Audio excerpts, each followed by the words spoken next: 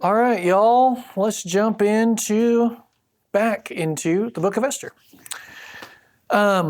So last week we covered chapter 1 and about 2/3 of chapter 2. Talked about God and broken systems and evil systems, and how we talked about Queen Vashti being kicked out as queen, banished by King Xerxes, and how he was doing that after drunkenly making requests of her that were unbecoming to make of her, and then proceeding to launch a very large-scale season of The Bachelor to find his next queen, in which the women were given beauty treatments, paraded around, and then tried out. And through that mechanism, it's fun preaching with young ears in the room, isn't it? And through that process, King Xerxes ends up marrying Esther, who is the now kind of adopted daughter of Mordecai, one of the king's scribes, sure, and is Jewish, but has hidden that from everyone at this point to make sure that doesn't go public, that Esther is Jewish, for her own safety, because there are prejudices against the Jewish people within the Persian Empire. We talked about the context of Esther historically. This is in the exile. This is at about the same time as the second half of Daniel, but definitely near the same time as Ezra and Nehemiah, those other books, all happening around the same time as this. And so that is kind of where we find ourselves, is our guiding theme for the whole series. You might have seen it scrolling by earlier, is for such a time as this. It's taken from Esther chapter 4, the story of how God moves in his timing. That while the book may be named Esther, the book is really about God and what he's doing, which is interesting because God is never actually mentioned in this book. So it's kind of a Where is Waldo approach to biblical reading. So today's theme, because we're doing one theme every week. Last week was the God of broken systems. This week is the God of evil people. We're going to be looking at a particularly evil person named Haman in today's passage.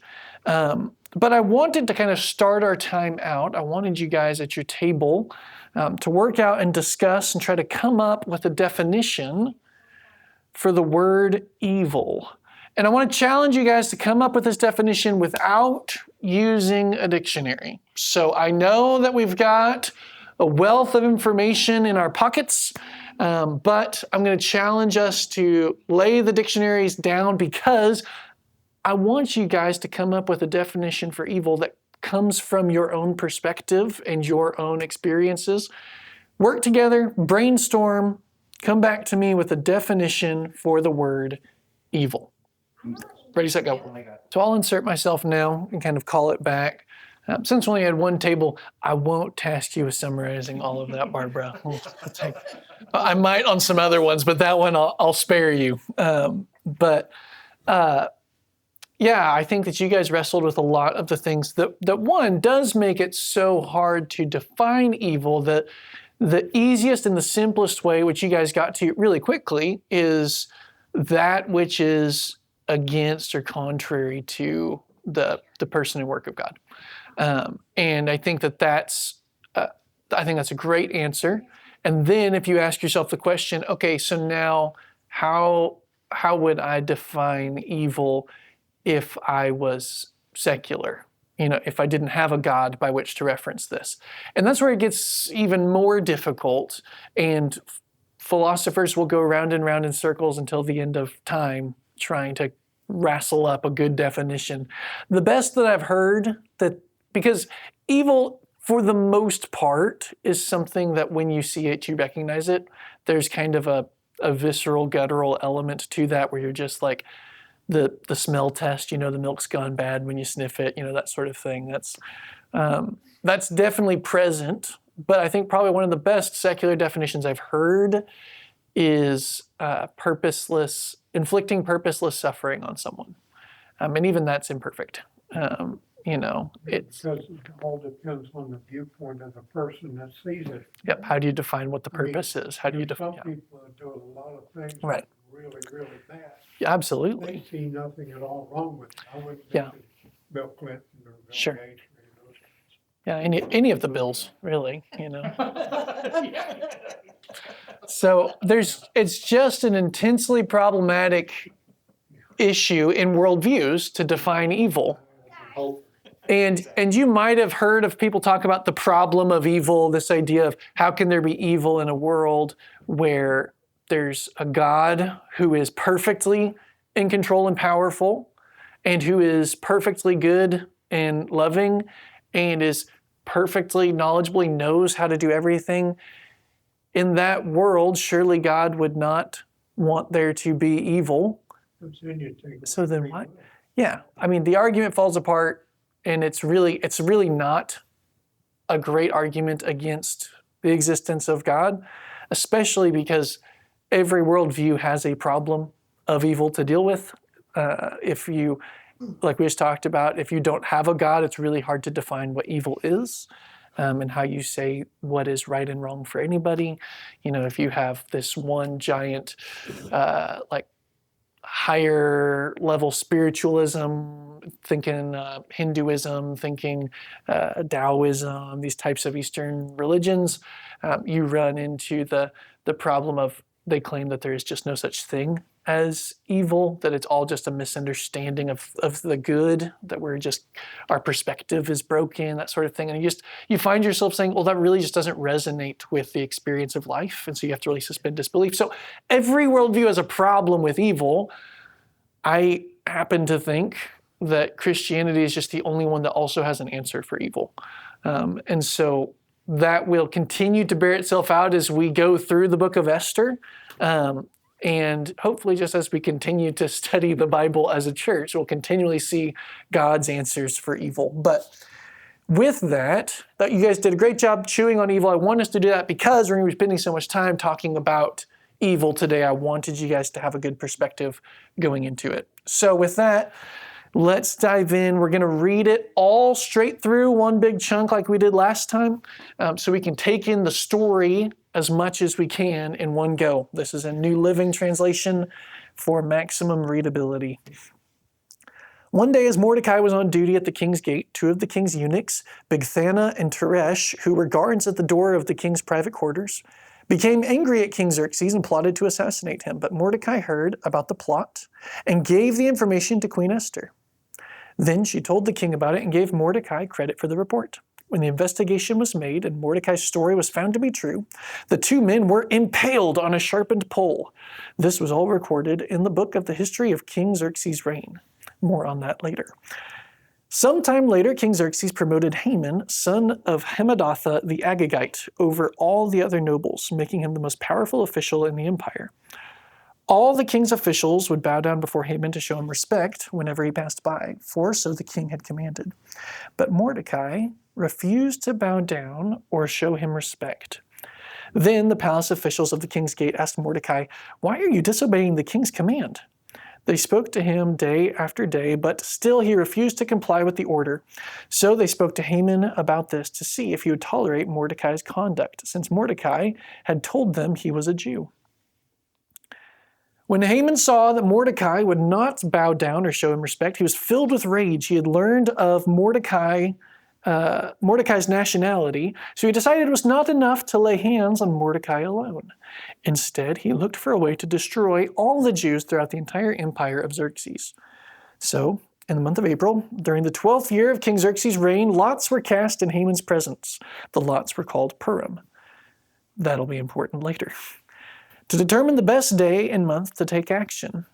And the day selected was March 7th, nearly a year later. Then Haman approached King Xerxes and said, "There's a certain race of people scattered through all the provinces of your empire who keep themselves separate from everyone else. Their laws are different from those of any other people, and they refuse to obey the laws of the king. So it is not in the king's interest to let them live. If it pleases the king, issue a decree that they may be destroyed, and I will give 10,000 large sacks of silver to the government administrators to be deposited in the royal treasury. The king agreed, confirming his decision by removing his signet ring from his finger and giving it to Haman, son of Hammedatha the Agagite, the enemy of the Jews. The king said, "The money and the people are both yours to do with as you see fit." So, on April 17th, the king's secretaries were summoned, and a decree was written exactly as Haman dictated. It was sent to the king's highest officers, the governors of the respective provinces, and the nobles of each province in their own scripts and languages. The decree was written in the name of King Xerxes and sealed with the king's signet ring.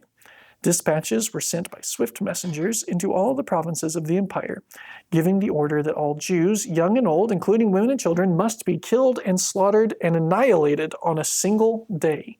This was scheduled to happen on March 7th of the next year. The property of the Jews would be given to those who killed them. A copy of this decree was to be issued as law in every province and proclaimed to all peoples so that they could be ready to do their duty on the appointed day. At the king's command, the decree went out by swift messengers, and it was also proclaimed in the fortress of Susa. Then the king and Haman sat down to drink, but the city of Susa fell into confusion. Okay, lot of story to soak in here. First, are there any questions, or we'll just start with questions. Are there any questions about the story, about what we read, something that you didn't understand or that you'd like further clarification on? And I will do my very best. I don't want anyone to be left behind on not understanding part of the story. Property of the person that kills himself, a little like conflict of interest there. Yeah, well, absolutely. I mean, can I just I'll take this whole territory. Mm-hmm. And kill the ones that grew up in the big house. That's right. I mean, now if you are a wealthy Jewish individual, the target on your back is massively higher. There will be sieges upon you. And yeah, absolutely. Makes you wonder how many started really. That's really, yeah. Well, it wouldn't have been condoned before then. They wouldn't have, like, at that point, the date is set. He cast it to be impartial. Haman throws essentially the dice or whatever to determine the date. And he says, okay, by the God's decree, it's happening on this day. So there's weight to that.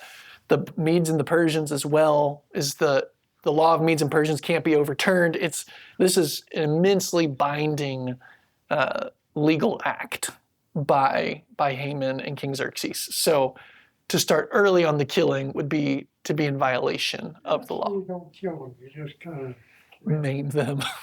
homebound them. I'm sure there were other laws in place that would have prevented the maiming of your neighbor. Well, that's part of it, though, is you have 11 months, you can leave Persia. Just go. You can go join Ezra's retinue and go back and deal with the poverty in Jerusalem. But if you're going to stay here in 11 months, we're going to kill you. It's crazy. Wow. Absolutely crazy. Seems fair. Yeah. What's with the 10,000 silver and bronze? Yeah, great question. So essentially what Haman is saying in this portion is he's saying, King, I have this idea. There's this threat to the nation state of your empire. This group of individuals, we should kill them. And just so you know how serious I am about this, I'm willing to put in my own cash. So he is putting forth 10,000 large sacks of silver, and the NLT in all of its translational glory didn't give us a US dollar bill amount on that, which would have been perfect to go with March 7th or whatever it's on here. But I don't think any of us have to sit and think very long to say, that's a lot of money. So what Haman is saying is, I'm so serious about my conviction that this needs to happen that I'm willing to pay for it personally. It'll cost you nothing to do this, Xerxes. Just sign on the line. And then he actually has Haman sign on the line for him with his ring to impress upon him. Yeah. Anything else about the story before we jump in here? Okay. Esther gonna come out before the date?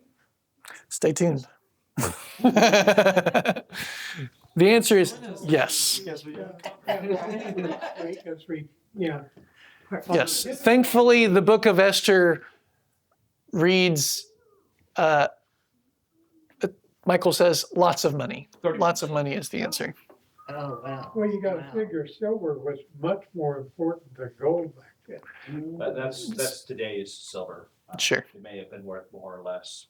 Sure. Hard to say. But bottom line, lots of money, right? Lots of money. So yes, Esther will end up revealing who she is and will serve as a bit of a redeemer, a savior, even a prototype, a precursor of Jesus. Sneak preview, read the book.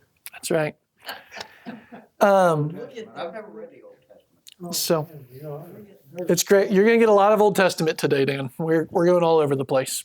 So I don't want to bury the lead on this passage. There's this really good thing that happens here at the beginning where Mordecai saves the life of King Xerxes. And if it feels like, man, that didn't get as much airtime as I expected it to, this feels like it should be a bigger deal. Don't worry, that's exactly what the author wants you to think and feel. It's supposed to feel underwhelming here in this moment because it comes back up later. So we will not be spending any more time than however long it takes me to finish this sentence on the Mordecai section here, because we'll revisit it when we get to future chapters here. We're going to focus instead on the bad news.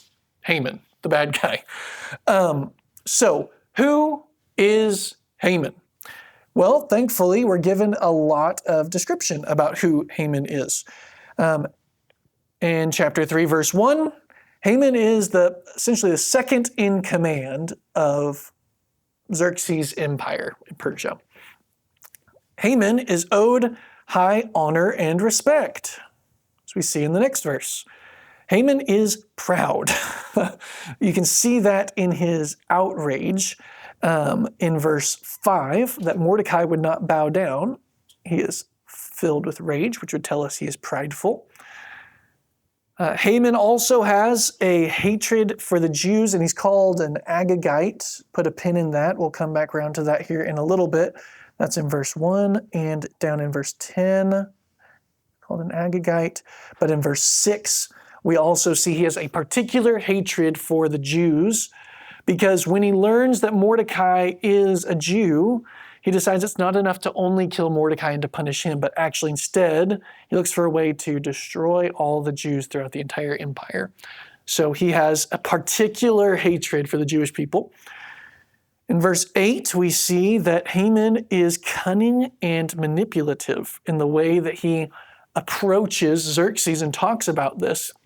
You can just see and read in the language that he uses, very manipulative, almost like a political acumen here, which makes sense. He has progressed all the way up the ladder here in this nation, that he's finding the points that the king will agree are bad. He's talking about from a national perspective, all this stuff, they separate themselves, all of that. So then, as we just talked about, Haman is wealthy. He's got some dough to throw around 10,000 large bags of silver. And then lastly, and not least of all, Haman is trusted by King Xerxes.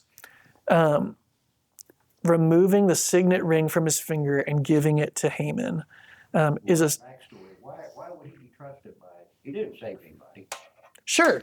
So we don't know what Haman's life looked like prior to this. What we know is that he worked his way up among the other nobles in the empire to be the head noble. He just got promoted to be the big honcho. So whatever Haman brings to the table, a track record of faithfulness, of getting things done, of making the nation flourish underneath him, whatever that is, it's been enough to earn significant trust of King Xerxes, for him to take the signet ring off of his finger, which is the power. It's the power to pass laws and to enact things. It comes off of Xerxes' finger. He gives it to Haman, and then he just says, yep, the money and the people are both yours. Do what you see fit. He just gives the Jews over to Haman in complete trust, saying, I don't really know who you're talking about, I guess, but go take care of it. Because Haman never even verbalizes he's talking about people of Jewish descent. He doesn't say, well, there's the Israelites. What does he call them? A certain race of people in provinces who keep themselves separate. They refuse to obey laws. These are just a group of people who are a danger to your empire, Xerxes. That's all that he says about them. And that's enough for Xerxes to be like, well, you know best, you know. So there's a lot of trust built up there is what I mean to say. It may be the case this was not uncommon. Sure. You get promoted to head of the satraps, and one of the things that means you get is the king says, okay, go purge all your enemies. Yeah. Because the king knows what it's like to have enemies haunting your steps when you're trying to rule the Medes and the Persians. Sure. And so it's just, yep, okay.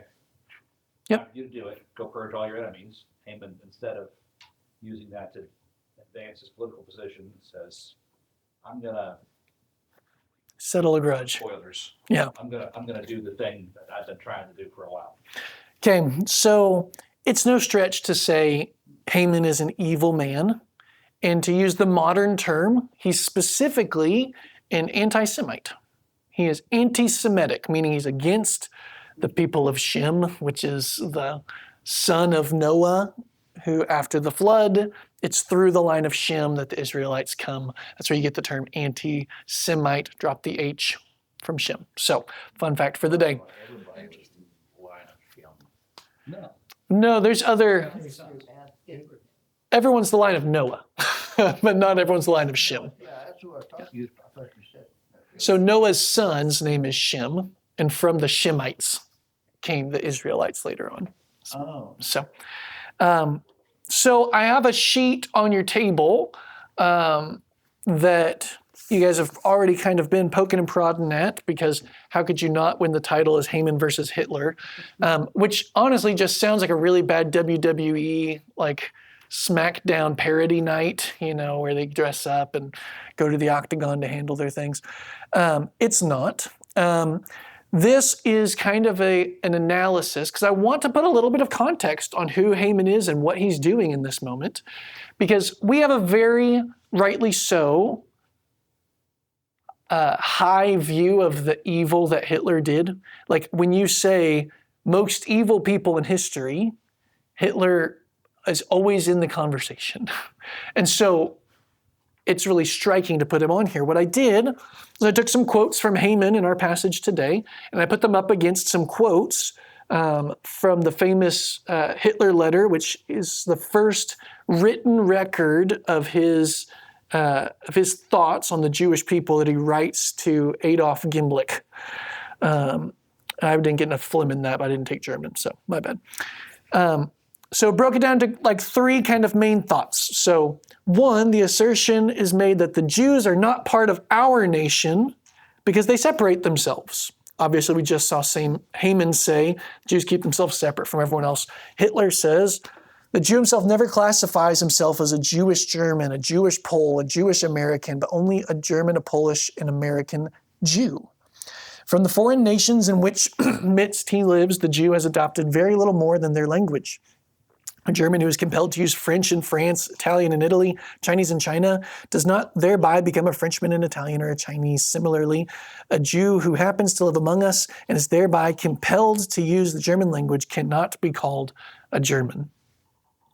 Very similar sentiment here of saying they are with us, but not of us, by their choosing. They have chosen to distinguish themselves and to not actually join in the national identity of our people. The second thing on here, the Jews do not uphold our laws and values, and thus they damage our national image. Haman says their laws are different from those of any other people, and they refuse to obey the laws of the king. Hitler says the value of the nation is no longer to be measured in terms of the sum of its moral and spiritual forces, but solely on the basis of the wealth of its material goods. From this emerges that concern and striving for money and for the power which can protect it, which makes the Jew unscrupulous in his choice of means, ruthless in his use of them to achieve his aim. If that's a little bit too highfalutin of language for you, which I don't blame you. It's at 5 o'clock on a Sunday afternoon. Basically, what Hitler is saying is our values, our morals as the German nation is no longer tied to moral or spiritual importance, but has now been, by the Jews, reduced down to material financial gain, and they will go after that gain by any means necessary. Whether it's right or wrong, they don't care. Therefore, they've tarnished the reputation of what it means to be German, because they go in and they throw by the wayside. This is somebody who worshiped the Vikings. Right. Yeah. You can hear the irony dripping from this, especially when we know what comes from this, of course. But yes, so this, you can see where he says, our laws, our values, they fly in the face of. They're going to do what they want in pursuit of what they want at the expense of how people view us as a people. And so then the conclusion, the Jews ought to be removed from this nation by any means necessary, Haman says. So it's not in the king's interest to let them live, and if it pleases the king, issue a decree that they be destroyed. And obviously we know what Hitler does. Hear what Hitler says in this first letter. Its final aim, however, must be the uncompromising removal of the Jews altogether. Both are possible only under a government of national strength, never under a government of national impotence or lack of power. So obviously early on, he's talking about removing them. He's saying there should be no more Jews in Germany, whether it's deportation, banishment, whatever, saying the government should go in and remove them. We know what that escalates to, obviously. I am not trying to be like over dramatic or try and sensationalize the Bible. But I also think it's important for us to have a little bit of context as to exactly what Haman's doing. This is the largest empire in the known world right now. And he's saying every single person of Jewish descent should be killed. I don't think that's really too far a cry away from what Hitler ultimately was after. And you can see similar even arguments made as to why that should happen. And so if you're wondering how evil Haman is, he's at least comparable to the evil of Adolf Hitler. Now, an attempted genocide and an assassination, essentially, of all Jewish people is different in its type of evil than the torturing that took place during the Holocaust as well. There's a particular horrendous evil that comes from that as well. But evil begets evil, absolutely.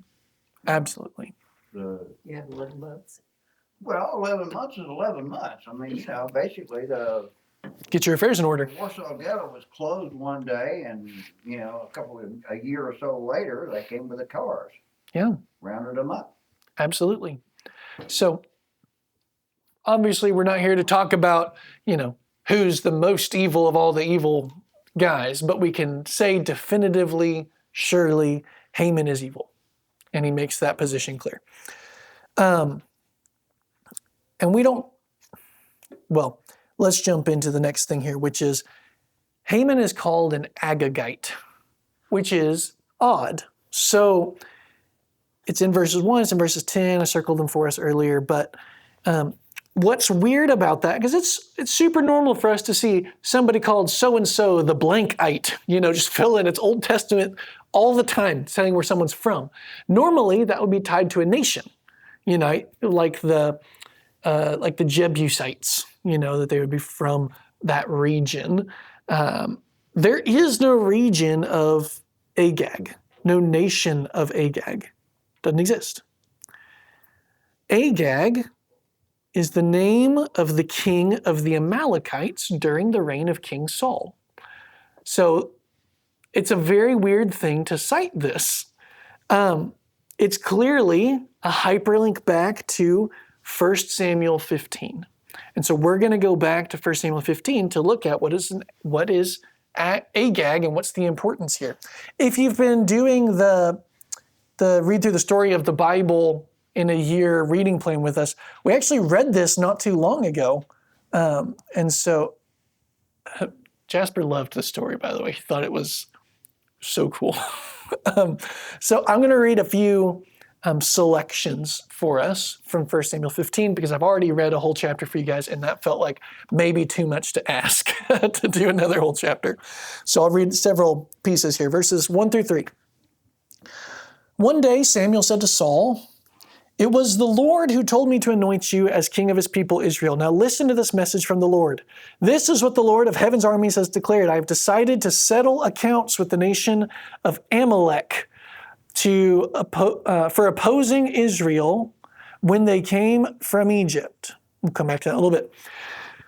"Now go and completely destroy the entire Amalekite nation, men, women, children, babies, cattle, sheep, goats, camels, and donkeys. Total annihilation." Sounds a little bit familiar as to what Haman just said, right? Say, kill the Jews. And in the official formal decree over here, it's kill the Jews, and it's young and old, including women and children. It doesn't go after their cattle and whatnot because they want to keep the cattle. You know, you get all of the possessions after that. So you can see already our first parallel into this passage. We'll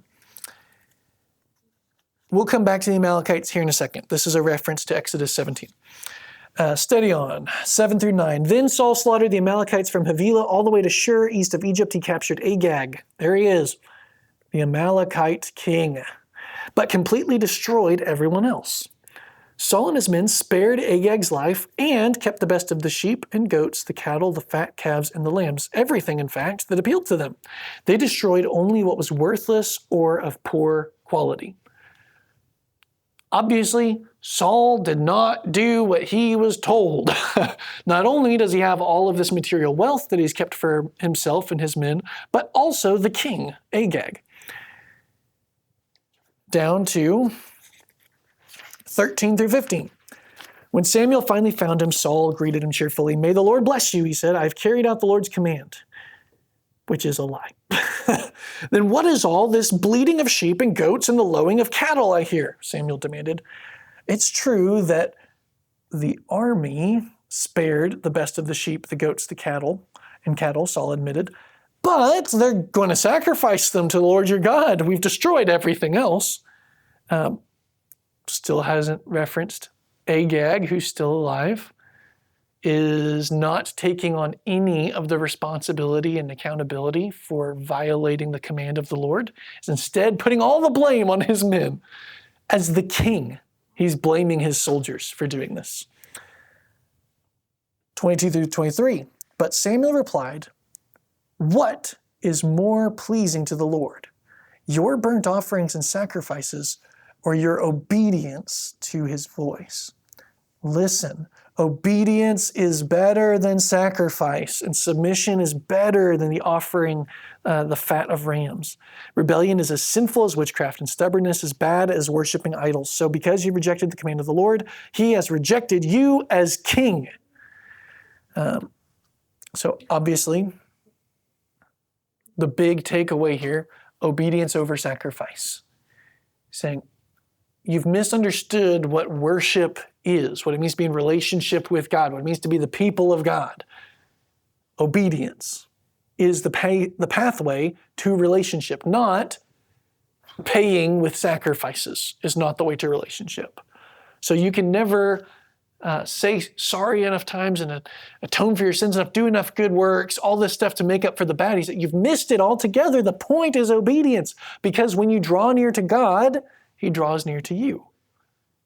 Even when we're right in the height at the beginnings of Israel as a nation, with worship practices, all of the Torah being practiced time and time again, Samuel, the prophet of God, comes in and says, he's raised in a temple, don't forget. Samuel says, no, obedience is better than sacrifice. You messed up. Then we see what Samuel does to fix it. Not Saul. Saul doesn't fix it. What does Samuel do to fix it? Then Samuel said, bring King Agag to me. And Agag arrived full of hope, really misreading the situation. For he thought, surely the worst is over and I've been spared. This is the part where we release the prisoner of war and to get good fortune with a wealthy and influential individual in our neighbors here. But Samuel said, as your sword has killed the sons of many mothers, now your mother will be childless. Happy Mother's Day. And Samuel cut Agag to pieces before the Lord at Gilgal. Okay. So, Agag's dead. All of the Amalekites are dead. So, how is Haman an Agagite? You missed out on the general slaughter There's a chance. family. If you've ever seen the movie, what's it called? One Night with a King. One Night with a King. It's the story of Esther. This is all coming from Melissa. I haven't seen the movie yet, but apparently there's a scene near the beginning of the movie that shows the one child running away from the slaughter of the Amalekites. This one who swears vengeance for his family against the people of Israel, and he escapes and all of that. It makes for a great Hollywood movie. It's a really compelling narrative. Is it possible? Yes. Is it what the Bible has laid out for us? No. It was pretty definitive. Then Saul slaughtered the Amalekites. And it does not specify they left anyone alive except for Agag, who then is killed. So we're not given a reason to believe that someone escaped the general slaughter. It's possible. Now, what do we do with that then? We have an Agagite. It's most likely he's not a literal Agagite, just like there's not actually anyone who is an Agagite. Nobody calls themselves an Agagite because it's not a nation. You call yourself a son of Agag. You wouldn't call yourself an Agagite. And then combining this with what it says in verse 10, and the way the author does this, Haman, son of Hammedatha, the Agagite, the enemy of the Jews. He's really highlighting here, this is an archetype. This is a non-literal relationship to Agag. Saying Agag represents someone who hates the Jews. And you might be saying, I didn't hear anything about Agag hating the Jews. We'll go back to Exodus 17 in a second and see why. But this is identifying Haman for whatever reasons of his own, which we may or may not be able to contrive. Haman has hatred towards the Jewish people that predates the scene we just read in Esther 3, apparently. And is now, the author has written in here that he is an Agagite. The question we have to ask ourselves, why is the author pointing so strongly back to 1 Samuel 15 that they put this phrase in here that the only place that we could possibly go to is 1 Samuel 15? You couldn't accidentally find yourself somewhere else. You'd have to go back to that moment, pointing back to a significant moment in Israel's history where Saul is no longer the king of Israel, at least the anointed king of Israel. Why? Why 1 Samuel 15? This makes not a lot of sense unless you go back to Exodus 17. So Exodus 17, I'm going to skip our table question for the sake of time. Sorry. So, don't get out ahead of myself here, I guess. This whole downfall of Saul is the fulfillment of Samuel's last warning. When Samuel steps down as the judge of Israel, he's the leader of the nation. When he steps down and he passes it over to Saul, he says this, now if you, speaking to the nation of Israel, if you fear and worship the Lord and listen to his voice, And if you do not rebel against the Lord's commands, then both you and your king will show that you recognize the Lord as your God. But if you rebel against the Lord's commands and refuse to listen to him, then his hand will be heavy upon you as it was upon your ancestors. This is Samuel's way of saying, look, I told you having a king is going to be a bad idea, but you said you wanted it, and God said give it to them. They have what's coming to them, so I'm going to give you a king.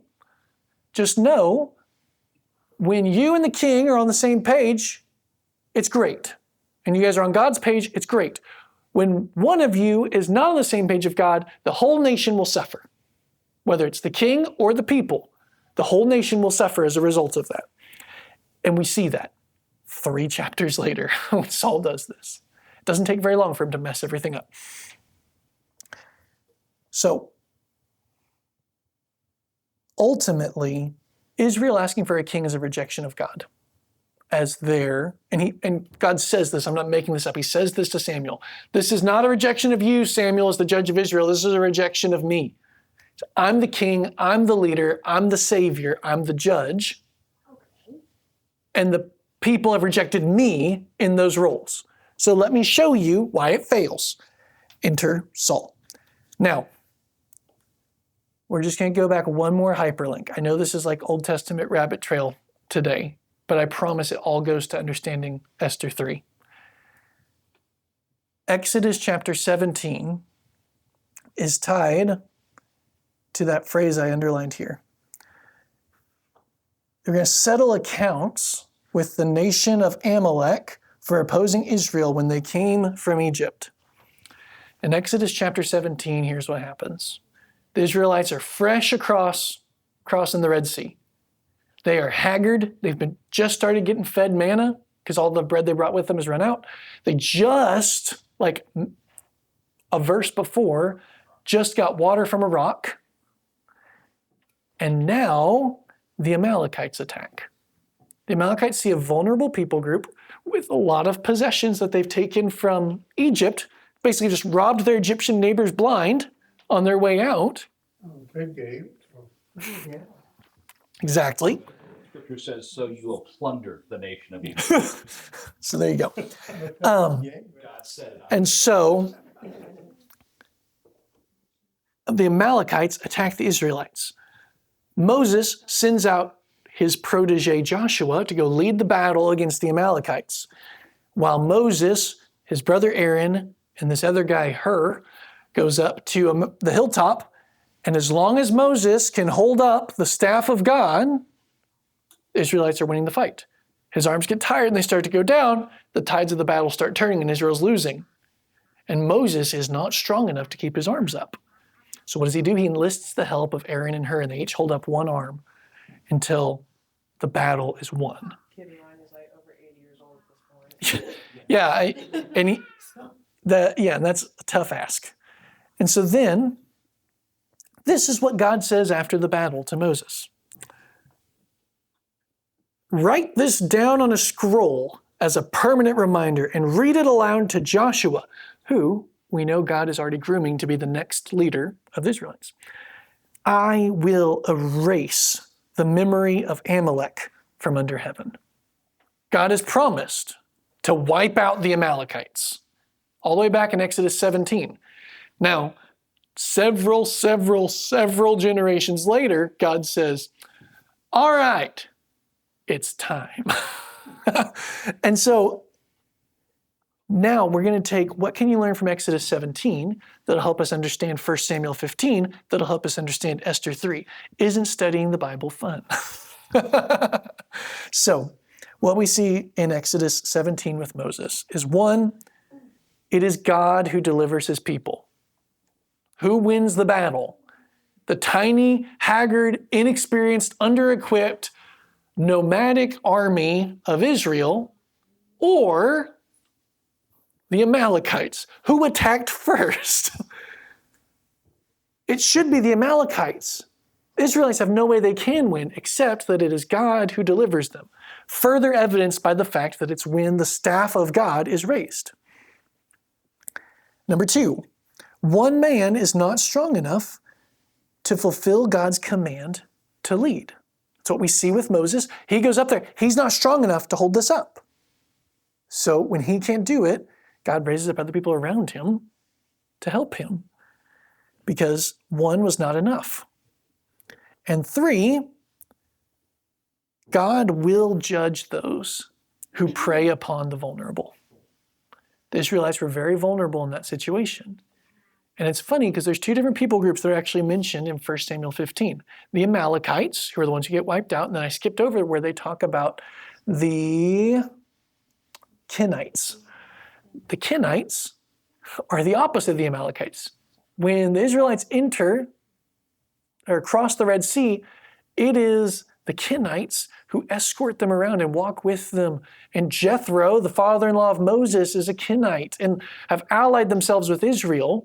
And in fact, they go all the way up with them to the walls of Jericho in the book of Joshua. The Kenites are allies. And so when it comes time for Saul to wipe out the Amalekites, he actually sends a messenger in first to the Kenites saying, y'all better get out of town, otherwise we're going to have to kill you too. So you can see the difference between how God treats those who are merciful to the vulnerable, compassionate to the vulnerable, versus how he is to those who prey upon the vulnerable. The Amalekites are wiped out. Fast forward to 1 Samuel 15. Saul's story. Those same 3 things are present, but kind of in the negative. So instead of recognizing that God is the one who delivers his people, Saul takes credit for the victory by taking all of the spoils of war. He's like, we deserve this nice stuff. We just beat the Amalekites. The second thing, one man's not strong enough to fulfill God's command to lead. Absolutely, that's why Moses had 2 other guys with him. But Saul doesn't bring anyone else alongside him to keep him in check and to guide him and to mentor him. He has Samuel. He could have asked Samuel to be this person. But instead, what does Saul do? He blames his men. And he looks around and he says, oh, man, I couldn't have been obedient. It was because the men were so disobedient and unruly, I couldn't control them. They just took all the stuff, but don't worry, they're going to sacrifice it. And then the third thing you just can't escape from. God judges those who prey on the vulnerable. And this one's not related to Saul, but we see Samuel come in and enact the justice of the Lord on Agag, the king of the Amalekites, viciously. So those 3 principles highlight the weaknesses of both Moses and Saul and demonstrates that God alone is the true Savior, Judge, and King of his people. Whether there's someone in the office or not, whether Moses is judging Israel or Saul is supposed to be the king and judge of Israel, it's never them. God doesn't need them because God alone is the true Savior, the true Judge, and the true King of his people. So then you come back to Esther chapter 3, and now you're set up to look for how is God going to work through the weakness of his people to once again show how he's the ultimate Savior, Judge, and King of his people. And we will see. But you start looking for how is God working. Now, a couple of questions that might come up, and I'll handle these quickly. We just read about how Haman is going to commit genocide against the Jews in this nation.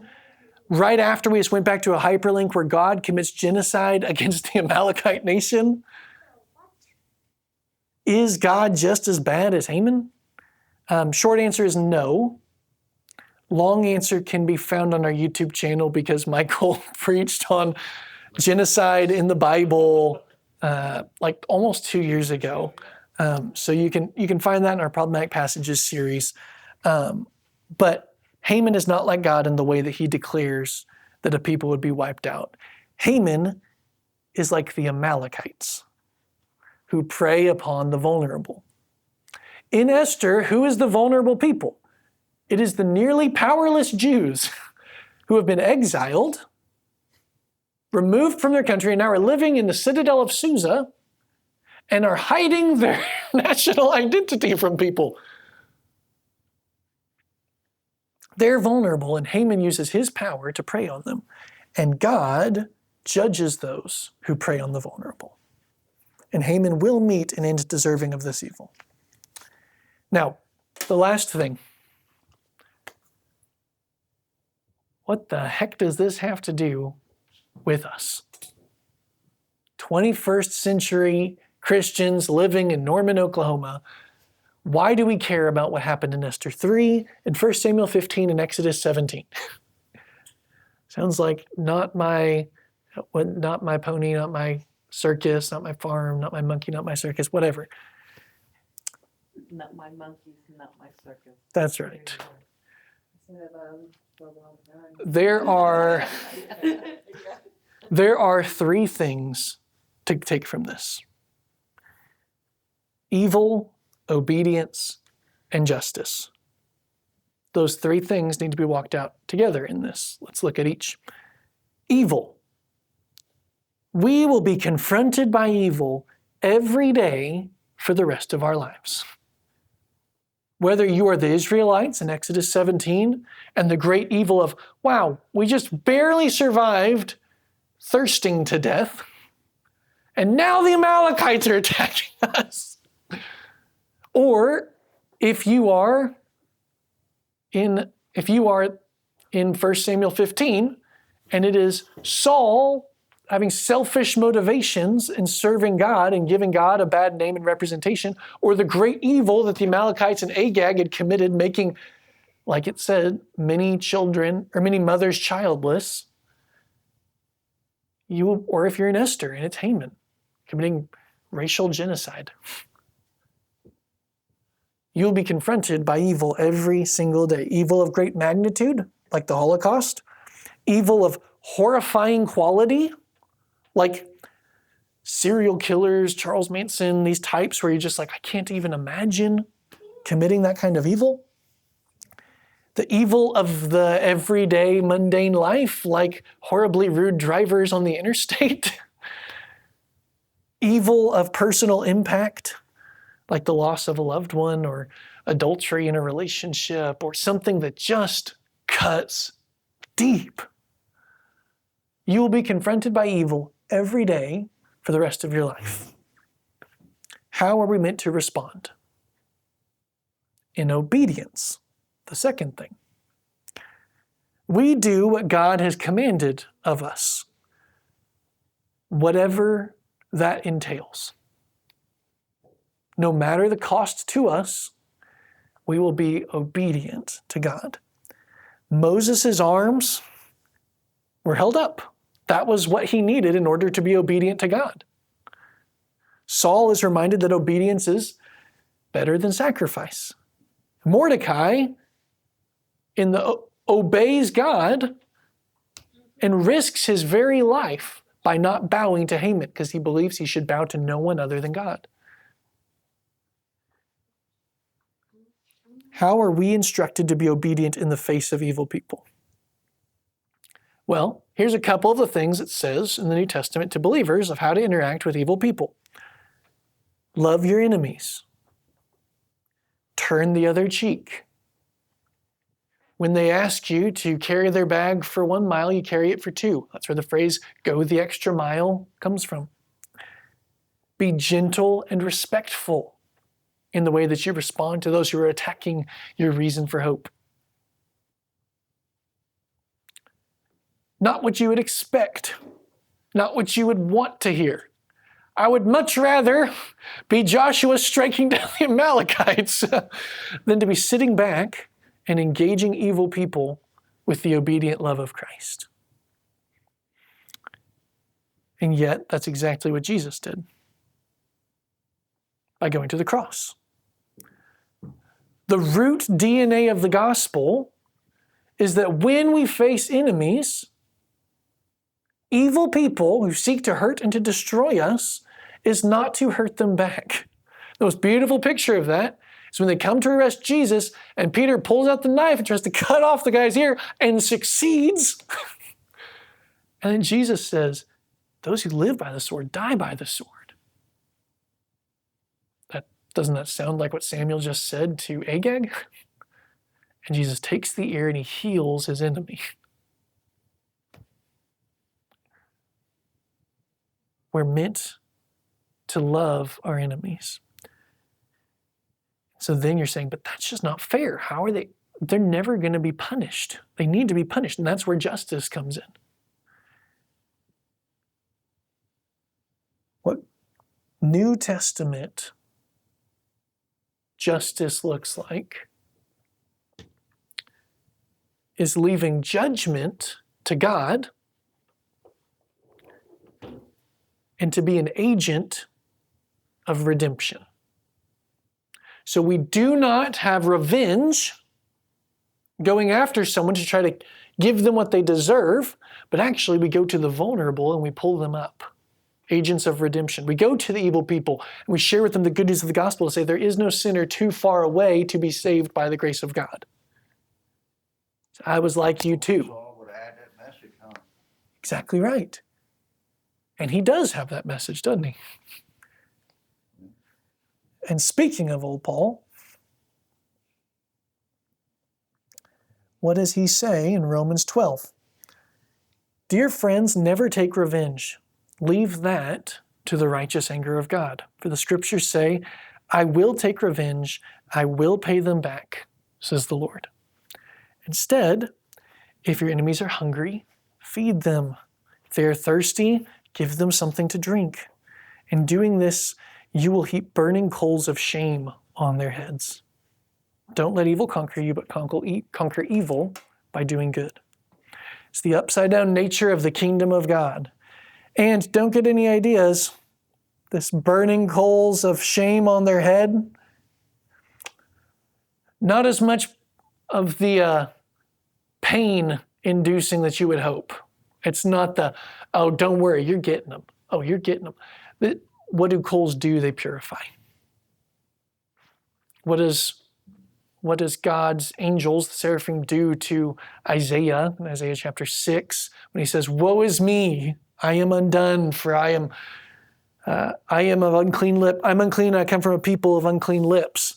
Seraphim comes down with a burning coal and places it on his tongue to purify him. What does it do to metal? It superheats it and brings the impurities to the surface.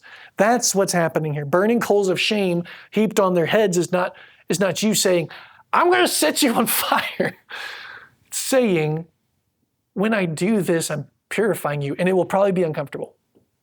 And they might run away and not want to be part of that, or you might attack harder or whatever because they're provoked. But the idea is not to inflict pain upon them and harm upon them. The idea is to inflict redemptive, salvific, potentially even impact on their life. What you should do is you should weep. It's what Jesus did when he saw the effects of evil when his friend Lazarus was dead, when he saw the impact of that on the family members. We should mourn. We should bitterly cry out to God that when you face evil, it's not how it's supposed to be, but it is. And that should be enough for us to long for heaven, which is the ultimate point. Evil, obedience, justice point us to heaven.